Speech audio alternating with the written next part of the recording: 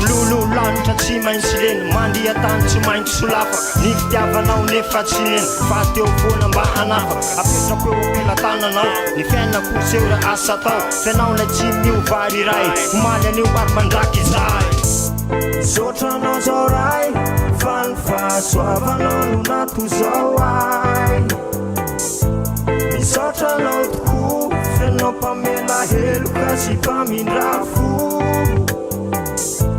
ka mendriko de raiko rayo nianaranao mahery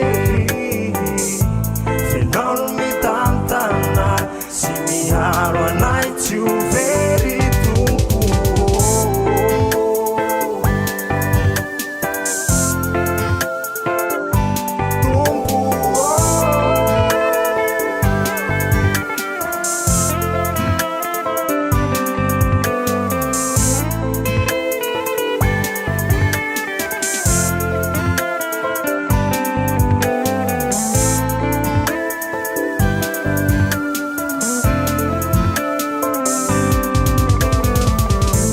anilanao ihany no matsaray matanjaka ny saina vokony fanay satria ny teninao mavelona manasitrana ny zanak'olombelona entiko toriko manerantany niheriny zany tompo zany ka anana ny fiainana mandraky izay ireo rehetra mino sy mandray fa tsy voaretirety ny devony ka ho salama sy ho vovonjy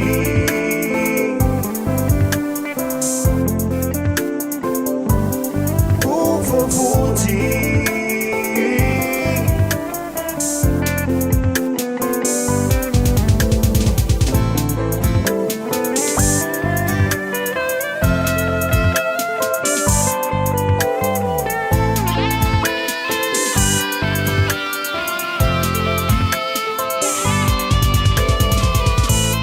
sotranao zao ray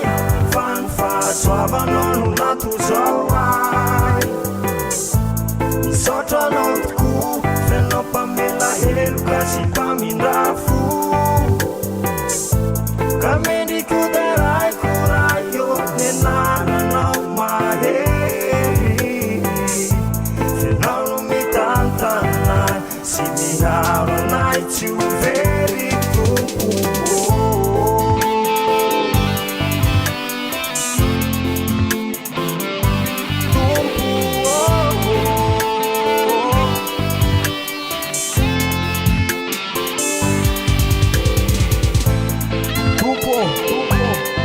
ianao no hoe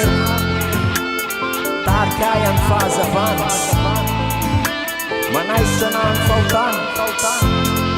ka tsy haiko tompony tsy isotranao